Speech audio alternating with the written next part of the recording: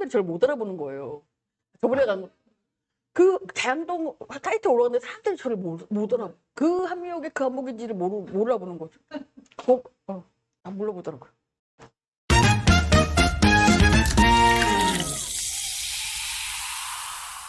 용산의 모나리자. 그쪽 너무 대놓고도 좀 오늘만 못 노리자. 날마다 오는 게 아닙니다. 부동산 전문가의 시선을 공유하다 하이엔드 퀄리티 부동산 정보 채널 부동산 비밀노트 구독자 여러분 반갑습니다. 오늘도 지난번 자양동 성수동 영상을 찍었던 우리 한미옥 대표님 모시고 재개발 요즘에 어디가 핫한지에 대해서 좀 얘기를 나눠보도록 할게요. 그 전에 먼저 저희 부콘TV 사이트가 완성이 됐거든요. 저희가 세미나를 주로 하기 위한 전문 OTT 채널이니까요. 나중에 다운로드 받아서 보시면 도움 되실 것 같아요. 그건 참조하는 거 올려드릴게요. 그리고 이번에 저희가 에이전트 시스템을 갖췄어요. 그래서 단순하게 정보만 드리는 걸 넘어서 실제 물건을 찾아드리고 실제 재개발의 이 어려운 계약까지 이루어질 수 있게끔 저희 에이전트 분들이 속속 합류하고 계시거든요. 앞으로 더 크게 키워나갈 생각이고, 그래서 혹시라도 좀 재개발 전문 중개를 배우고 싶다 또는 재개발 물건을 사고 싶은데 일반 중개사님들의 어떤 현장감으로는 좀 약간 좀 어렵겠다 하시는 분들은 저희 에이전트 시스템에 들어오셔서 좀 더 많이 공부를 하시고 나면 그러면 좀 자신감이 생기실 거예요. 그리고 세미나 안내 드릴게요. 이번에 공지 별도 띄워드릴게요. 이번에 10월 7일 월요일에 저희가 역세권 재개발에 대한 세미나를 좀 하려고 해요. 그래서 역세권 중에서 좀 관심이 가장 많은, 우선 제일 먼저 사람들한테 좀 이슈가 될 만한 지역들이 어딘가를 생각해 봤는데요. 제일 좋은 곳이 마포하고 용산인 것 같아요. 왜냐하면 한강변을 제일 크게 접하고 있으니까. 그래서 한강변 중에서 제일 이슈가 많이 되고 있었던 마포하고 용산 위주로 해서 역세권하고 한강변 일대에 또는 뭐 간선도로변 일대도 괜찮죠. 그런 지역들의 용적률 사용되는 지역이 어딘지, 그런 지역들의 물건들이 어떻게 거래되고 있는지 그런 것들에 대해서 좀 자세하게 알려드리는 세미나를 10월 7일 날 진행하도록 하겠습니다.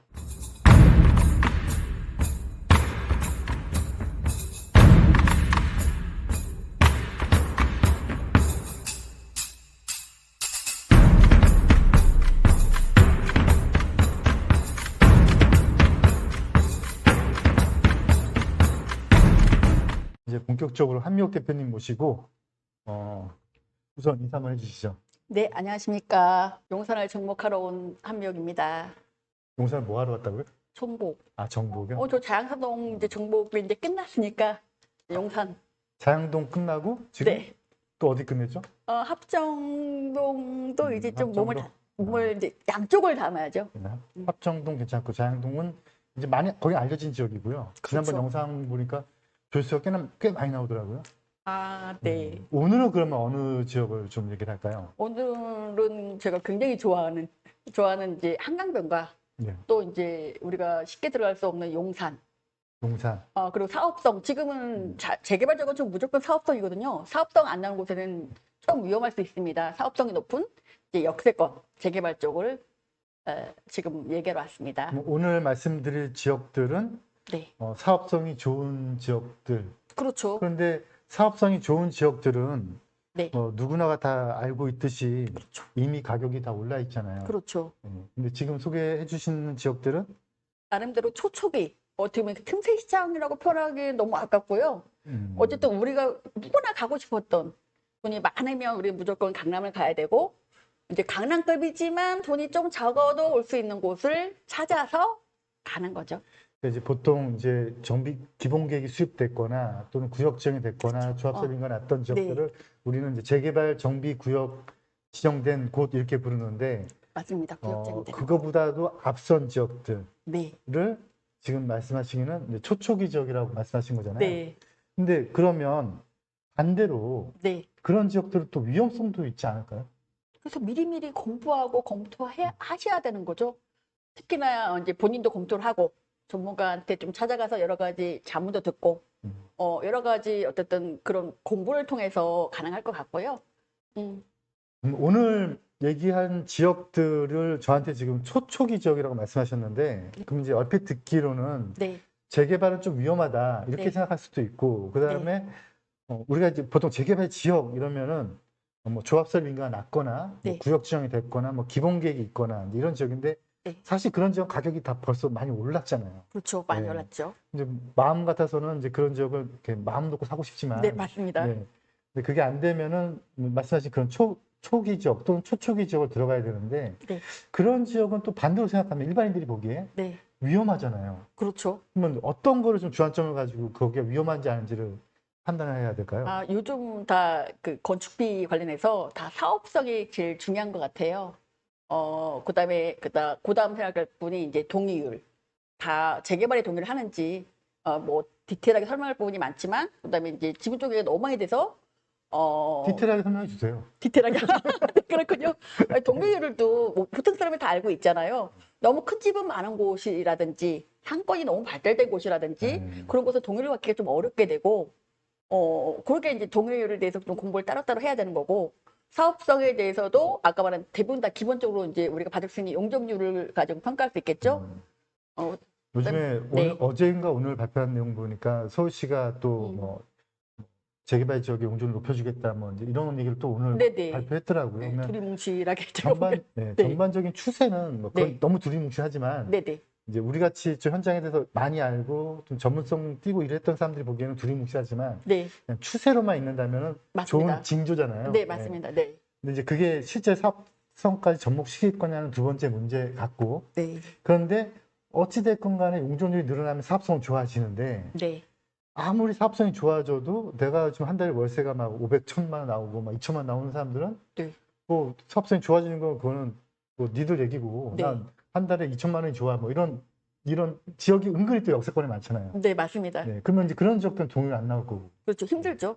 왜냐하면 우리가 재개발적은 좀 재건축은 대부분 이제 미래에 대한 투자인 거고 네, 현재가 만족스럽다는 거잖아요. 네, 그렇기 때문에 그 현재 그 만족스러운 걸 깨는 걸 싫어하기 때문에 이제 약간 아까 뭐 장사가 잘 돼서 약간 그런 지역들은 실제로는 동요율도 떨어질 수밖에 없는 거죠. 특히나 역세권 같은 경우에는 사업성이 높고 네. 높지만 또 역세권이다 보니까 장사가 잘 되는 지역이 많죠.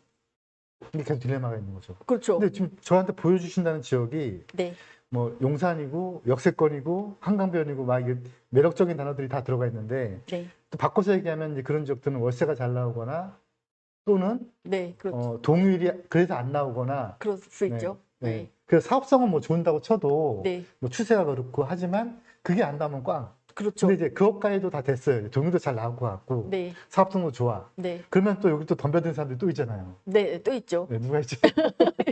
요즘 유명한 유튜버들 또는 이제 어쨌든 지분 쪽이가 너무 많이 됐을 경우에 그게 적당한 비율이 나와야 되는 거거든요. 네, 이게 너무 없어도 실제로는 조금 어렵고 네. 적당량이 나와야 되는 거죠. 지금 제가 재개발 연구회를 통해서 수업을 오랫동안 하고 막 이제 이런 내용들은 사실 좀 너무 어려워요. 네, 그런데 여기 비밀 노트나 또는 이 불인집에 있는 이 구독자분들은 생각보다 이제 다 각자의 분야가 있을 거고, 그렇죠. 근데 이제 네, 부동산에 잠깐 오시는 분들이기 때문에, 네, 그래서 아주 쉽게 풀어주셔야 되는 우리 숙제예요, 그게요. 예. 네, 그래서 지분 쪼개기가 사실 뭔지도 모르시는 분들이 의외로 많아요. 예. 그래서 네. 한번 설명 잠깐 해주시면. 우리가 보통 예전에는 우리가 재개발 지역이다 생각하면 조그마한 단독들을 생각했잖아요. 근데 단독들 투자를 하면 실제로는 자금이 여기저기 단독을 허물고 아파트 짓는 거. 그렇죠. 그래서 그걸 좀 쉽게 만들어 놓은 거예요. 그래서 이제 단독을 허물어서 빌라를 지어서 작게 우리가 투자금을 작게 투자할 수 있도록 만들어 놓은 그럼 것이 투자자 입장에서는 그런 물건들도 좋아하겠네요. 그럼요. 예. 실제로는 우리가 냉정하게 말해서 단독 사기에는 자금이 너무 많이 들어가고 예. 한 10% 15%가 적당하죠. 지분 쪼개기가. 예전에는 단독들이 좀 많은 낡은 동네를 재개발했다면, 단독은 그 조합원 숫자가 한 명이니까 네. 요 사람이 아파트로 이렇게 바뀌어가는 건데, 이거를 그러면 이제 투자자 입장에서 이게 너무 크니까 이거를 이렇게 잘게 빌라로 쪼개서 네. 사는 사람 입장에서 보기에는 사기 좀 편하게 만든 네, 거고. 투자하기 딱 예. 좋게 만든 게 이 지분 쪼개져 있는 그러면 빌라라고. 지분 쪼개기가 나쁜 거가 아니지 않나요? 좋은 점도 있고 나쁜 점도 있고 같이 공유하고 있는 물건이라고 보시면 돼요. 근데 그게 왜 과하면 나빠지는 거죠? 과하면 일단 노후도가 떨어지게 되면 수익성이 음. 떨어질 수밖에 없고 음. 이게 그 비율의 문제인 것 같아요. 이게 적당히 또 많아지면 동요율은 잘 나오겠지만 또 단독 가지신 분들이 수익성이 떨어지기 때문에 반대가 나올 수 있고 반대가 25% 넘으면 그 사업이 안 된다는 뜻이기도 하잖아요. 그러니까 그 선을 잘 지키는 게 중요한 것 같아요. 그래서 뭐 사실 저 개인적인 생각입니다만은 기분 쪽에 가시는 유튜버들이 조금 같이 연합을 좀 했으면 좋겠어요. 연합이요? 예, 여기까지는 그만하자. 여기까지는 손 넘지 말자. 자본주의 구조는 안 돼요.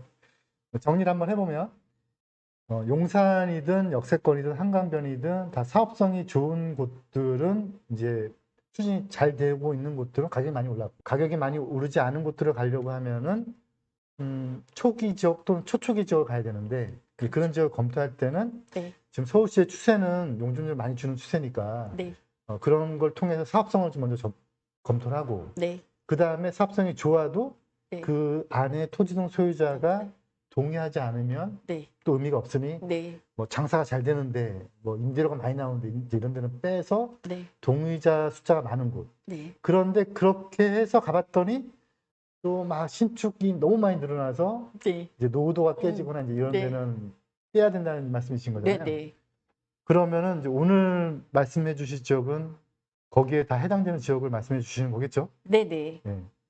개락적으로 지역이 어디쯤인 곳을 아까 초기에도 말씀드렸다시피 이제 네. 한강변이면서 네, 또 우리가 용납하고 싶은 용산, 네, 또 사업성이 좋은 역세권, 네, 재개발 지역, 네, 거기 해당하는 곳이 지금 마포구하고 지금 용산구 쪽에 네, 지금 저도 깜짝 놀랐어요. 네, 이렇게 좋은 곳이 어떻게 남아 있을 수가 있지? 네. 네, 어쨌든 재개발이 가능한데 네, 재개발 말 없이 아직 유튜브에도 이렇게 많이 알려져 있지 않으면서 네, 조용조용하게 움직이는 지역이 남아 있다는 거죠. 네.